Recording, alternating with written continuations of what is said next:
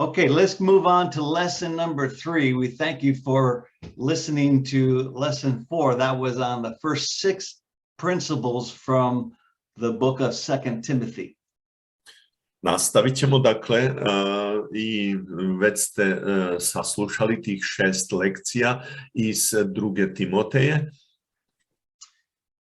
Let's look at number 7, and this is an interesting leadership lesson that I found in the book of 2 Timothy. I nastavit ćemo sa brojem 7, dakle 7. lekcija iz ove 2. Timoteju i ovo je za mene veoma interesantno.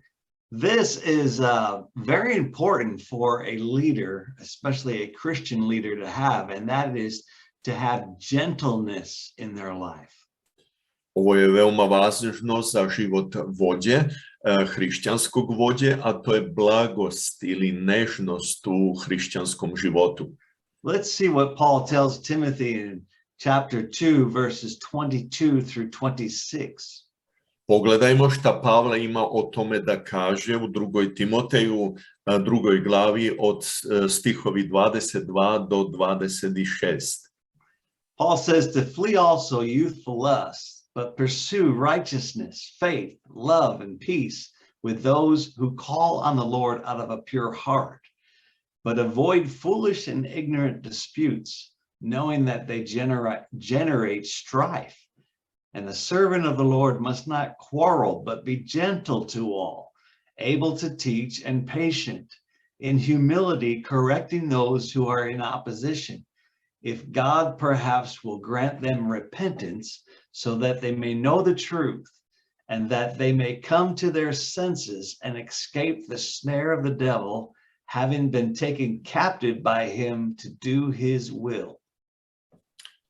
Zato beži od mladalačkih želja, a teži za pravednošću, verom, ljubavlju, mirom, zajedno sa onima koji iz čistog srca prizivaju Gospoda. Kloni se ludih i besmislenih zapitkivanja, znajući da iz njih proizilaze svađe. A Gospodnji sluga ne sme da se svađa, nego treba da bude blag prema svima, sposoban da poučava, da se obuzdava kad trpi zlo, da s blagošću poučava one koji su buntovni, ne bi li im Bog dao pokajanje da spoznaju istinu i da se urazume i izvuku iz đavole zamke u koju ih je on žive uhvatio da vrše njegovu volju. Maybe you haven't thought about gentleness as an important trait for a leader to have. Možda niste razmišljali o tome da vođa treba da bude blag, da treba da ima tu blagost u svom hrišćanskom životu. But a leader must be someone that is able to influence people or persuade them in the correct way they should go. Ali vođa ipak treba da presvedoči i druge ljude na ispravan način kojim putem oni treba da idu. And it's important for us to convince people of God's purposes in their life, not just to prove that you are right, but to persuade them of the correct way. I veoma je važno da presvedočimo ljude da je Božji put najbolji i ispravan, ne da bi dokazali da mi jesmo u pravu, nego radi njihove koristi, jer je to najbolji put za njih. So Paul gives Timothy and us some very important advice when it comes to trying to persuade people. Pavle ima veoma dobar savjet Timoteju, a i nama, na koji način mi treba da presvedočimo ljude da idu tim ispravnim putem. He says to be gentle, do not have arguments with people. Try to persuade them if they oppose you to come to repentance. Pavle kaže da treba da budemo blagi, ne da se svađamo sa ljudima, nego da budemo blagi i da ih presvedočimo i uputimo ih na ispravan Božji put. If somebody comes against you, opposes you, it's important to calm them down and reason with them, but do not get loud like they are and cause an argument. Ako neko dođe i veoma je glasan u svađi sa vama, vi treba da imate tu sposobnost da ih smirite i da ih presvedočite koji je Božji ispravan put.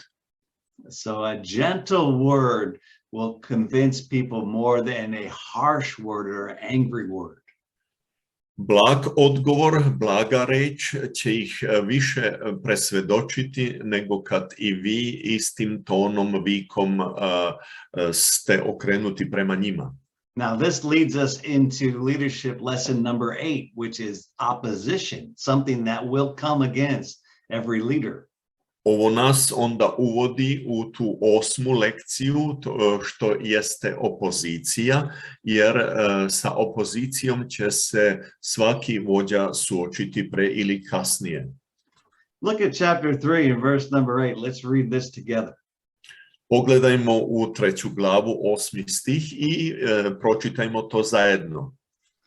Now, as Jannes and Jambres resisted Moses, so do these also resist the truth. Men of corrupt minds disapproved concerning the faith. I kao što su se Janes i Jambres protivili Mojsiju, tako se i ovi protive istini. To su ljudi potpuno pokvarenog uma kojima nema mesta među pravim vernicima. It's so interesting that Paul would use the names of the magicians of Pharaoh in the life of Moses as an example of how to be a good leader. Veoma je interesantno primetiti da Pavle upotrebljava imena ovo dva mađioničara koji su se usprotivili Mojsiju u njegovom životu i daje to primjer kako biti dobar vođa. We can read about this in the book of Exodus, but Moses went into Pharaoh's throne room and said, "Let God's people go." Ovo možemo čitati iz druge knjige Mojsijeve, kada je Mojsije ušao kod faraona u njegovu dvoranu, tamo gde je njegov bio tron, gde je on sedeo, i tu su bili i ovi mađioničari. Then Moses would do a miracle and he would say, "Leave Egypt." Pharaoh's magicians would do the same miracle and they would say, "Stay in Egypt." Mojsije je napravio čudo Božje i zahtevao da ljudi izađu iz Egipta, međutim mađioničari su napravili isto delo i naznačili su ostanite zbog toga u Egiptu. So Paul tells Timothy, you are going to face opposition just like Moses faced opposition from the magicians of Pharaoh. Pavle zato i poručuje Timoteju i ti u svom vođstvu ćeš naići na opoziciju, isto kao što je i Mojsije naišao na opoziciju kada je stajao pred faraonom. Effective leaders should expect opposition to their ministries, especially in the areas of truth of the Word of God. Efektivan vođa može da očekuje opoziciju, naročito ako je to u oblasti istinitosti Božje reči. Paul says that the opposition will come sometimes from within the church, even among its leaders, but also from outside the church.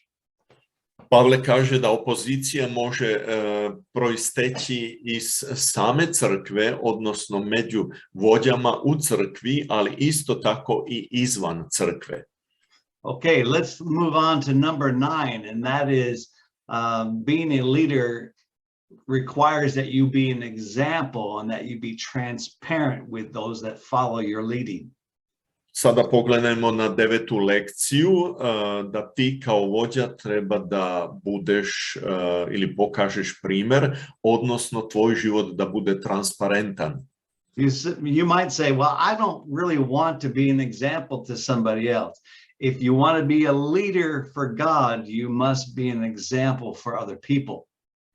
Možda samo sebi misliš, pa ja i ne želim baš da budem primjer za druge, ali ako si vođa Božjeg naroda, onda treba da ili moraš da budeš primjer za druge.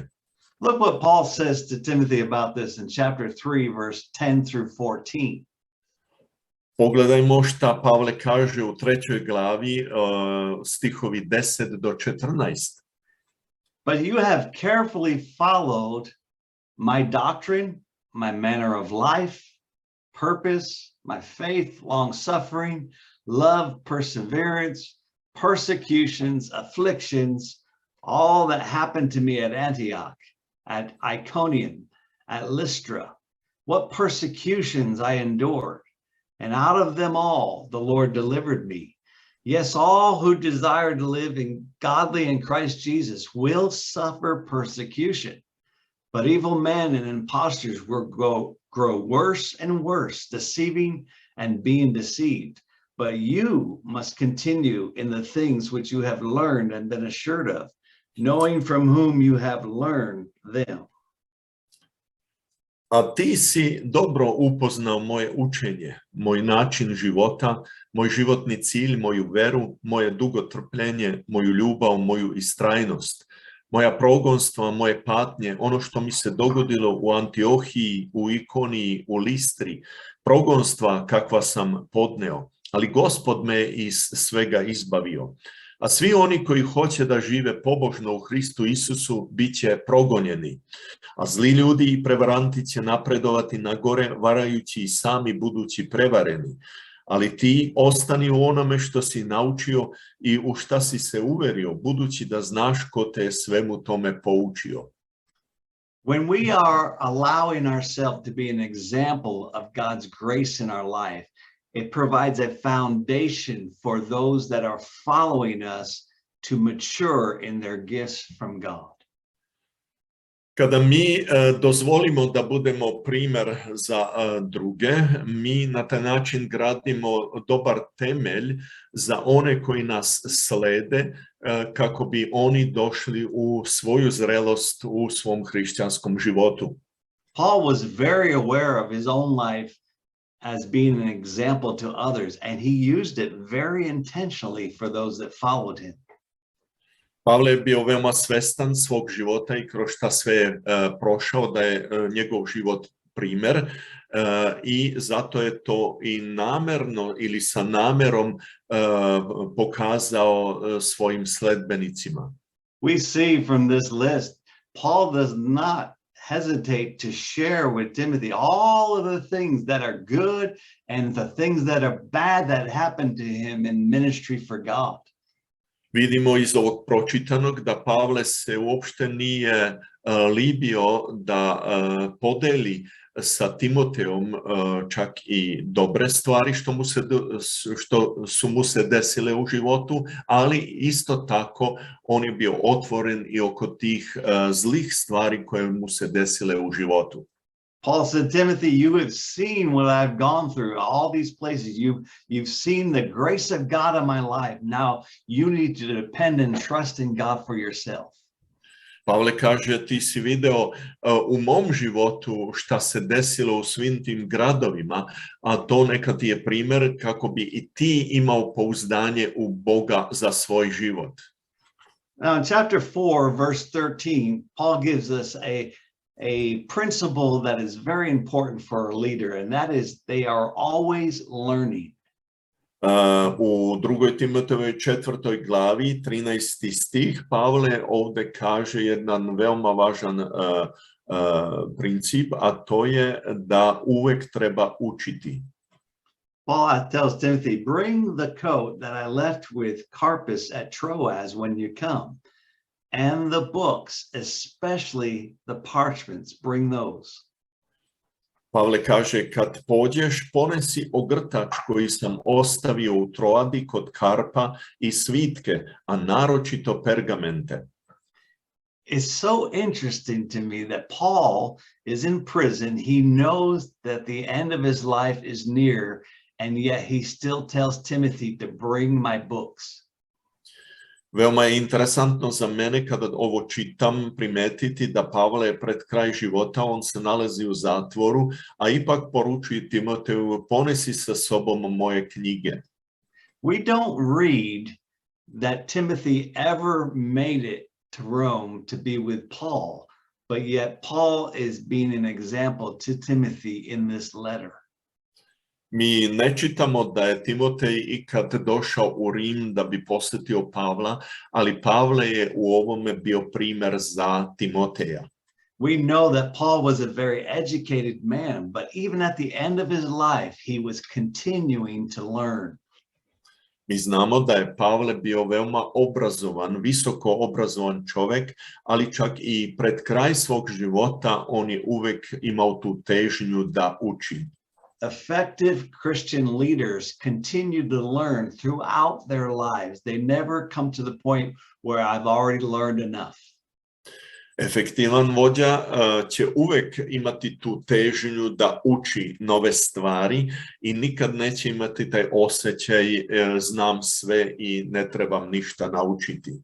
It's clear in studying the life of Paul that he learned from a variety of sources, from the scriptures, from experiences of life, and from other people.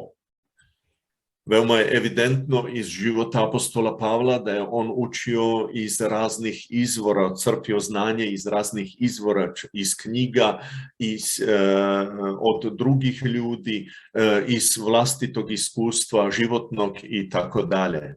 So we can learn from the life of Paul that it's important for us as leaders to continue to educate ourselves and continue to learn from the Word of God. Mi možemo ovo naučiti iz života apostola Pavla, da trebamo neprestano edukovati se i učiti čak i iz Biblije i drugih izvora. Let's go back to chapter 2, verse 26 and read it again, because we need to learn about balance in spiritual warfare. Hajde da pogledamo u drugu glavu 26. stih, šta nam tamo govori. This verse says, and that they may come to their senses and escape the snare of the devil, having been taken captive by him to do his will. Pavle kaže i da se urazume i izvuku iz đavolove zamke u koju je on žive uhvatio da vrše njegovu volju. So this leadership lesson number 11, Paul demonstrates balance in viewing issues and problems that arise in the life of a leader. Ova 11. lekcija jeste ravnoteža u duhovnom ratovanju koju nam apostol Pavle ovdje pokazuje. So he says, not every problem we face comes from Satan. Sometimes it comes from people, when he mentions Alexander the coppersmith. Pavle kaže da ne dolaze svi napadi samo od đavola, nego nekad i od drugih ljudi. On spominje upravo tog Aleksandra, kovača. But here in the verse 26, he does say that sometimes it is the cause of spiritual warfare in our life. Ali ovdje u 26. stihu kaže da često puta đavo jeste uzrok naše duhovne borbe.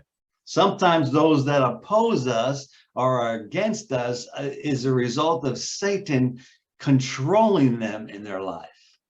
Nekad oni koji nam se protive, koji su opozicija nama, Sotona ih je uhvatio i oni vrše njegovu volju.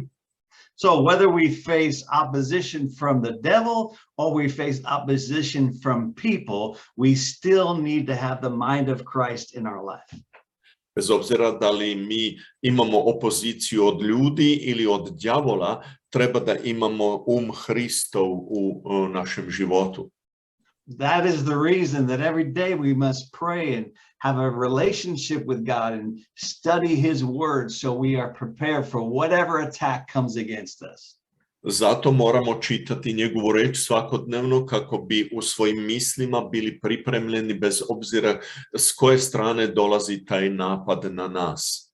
Okay, now let's finish these 12 leadership lessons from the book of 2 Timothy. And this is a very important lesson to finish well. Hajde da završimo ovih 12 lekcija iz ove druge poslanice Timoteju, a ta 12. je da treba dobro završiti službu. This lesson is so important for every leader to understand. I may take 1 week and just talk about finishing well as a leader because it's so important. Mogao bi čitavu jednu nedelju o ovome da govorim, jer je veoma važno da jedan vođa stvarno završi dobro u svojoj službi. Well, let's just touch on this lesson a little bit today by reading the first 8 verses of 2 Timothy chapter 4. Ali hajde samo ovlaš da se dotaknemo oko ovoga, čitajući u 4. glavi iz 2. Timoteju prvih 8 stihova. Paul says, I charge you therefore before God and the Lord Jesus Christ, who will judge the living and the dead at his appearing and his kingdom. Preach the word, be ready in season and out of season. Convince, rebuke, exhort with all long suffering and teaching. For the time will come when they will not endure sound doctrine, but according to their own desires, because they have itchy ears. And they will heap up for themselves teachers, and they will turn their ears away from the truth and be turned aside to fables. But you must be watchful in all things, endure afflictions, do the work of an evangelist, fulfill your ministry. For I am already being poured out as a drink offering, and the time of my departure is at hand. I have fought the good fight. I have finished the race. I have kept the faith. Finally, there is laid up for me the crown of righteousness, which the Lord, the righteous judge, will give to me on that day. And not to me only, but also to all who have loved his appearing. Obavezujem te stoga pred Bogom i Gospodom Isusom Hristom, koji će suditi živima i mrtvima o dolasku njegovom i kraljevstvu njegovom. Propovedaj reč Božju i čini to sa osjećajem revnosti, u povoljno vreme i u teško vreme, ukori, prekori, opomeni, a pritom budi vrlo strpljiv i vešt u poučavanju. Jer će doći vreme kad ljudi neće podnositi zdravo učenje, nego će po sopstvenim željama nakupiti sebi učitelje koji će im govoriti ono što godi njihovim ušima i odvratit će uši od istine, a okrenut će se izmišljenim pričama. A ti budi trezven u svemu, trpi zlo, propovedaj dobru vest, potpuno izvrši svoju službu. Jer se ja već izlivam kao žrtva levanica i približilo se vreme mog oslobođenja. Dobro sam se borio, trku sam do kraja istrčao, veru sam sačuvao. Od sada se za mene čuva venac pravednosti, kojim će me Gospod, pravedni sudija, nagraditi u onaj dan. I ne samo mene, nego i sve koji željno čekaju da se on pojavi. Paul is a wonderful example of a leader who finished his life well. Pavle je divan primjer jednog vođe koji je dobro završio svoj život. At the end of Paul's life, Jesus is still the Lord of his life. Na kraju Pavlovog života Isus je još uvek gospodar njegovog života. He is still ministering at the end of his life, and he's looking for the return of his Lord Jesus. On neprestano i pred sam kraj svog života služi i očekuje Isusov sljedeći dolazak. He has all the characteristics of a person that is finishing his life for God well. On je divan primjer jedne osobe koja završava svoj život veoma dobro. We see here in chapter 4, verse 17, that Paul's relationship with God is still strong, it's still personal. U 17. stihu on kaže da je njegov odnos sa Isusom divan i snažan. We see that he's still learning. He still wants to learn more about the ways of God. Vidimo da on još uvek uči i da želi da nauči nove stvari što se tiče puteva gospodnjih. He has been shaped by the Holy Spirit over his lifetime to be formed into the image of God. On je bio oblikovan Duhom Svetim u njegovom životu kako bi ušao u taj lik Isusa Hrista. He still lives by biblical principles. He still has his faith that is strong. On živi po biblijskim principima i još uvijek živi snažan u svojoj veri.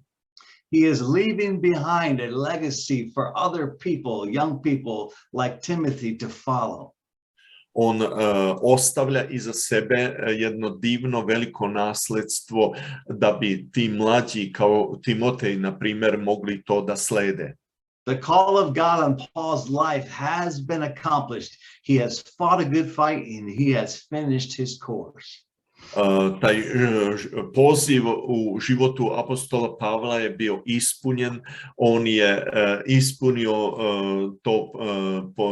taj poziv, ispunio svoju službu.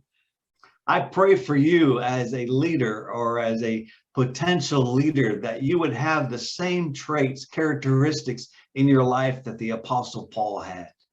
Ja se molim za tebe koji si vođa ili eventualno potencijalni vođa, da bi i ti imao život koji je sličan apostolu Pavlu.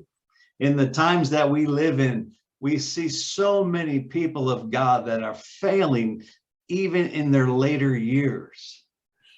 Živimo u doba kada mnogi hrišćanske vođe padaju čak ponekad i u svojim poznim godinama.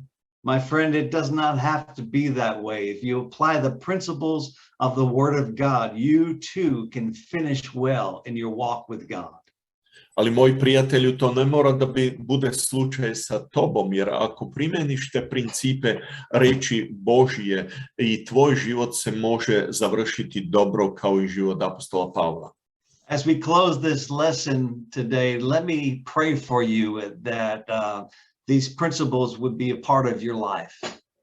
Kako završavamo ove lekcije danas, dozvoli mi da se pomolim kako bi ovo što smo naučili bilo primjenjeno u tvom životu.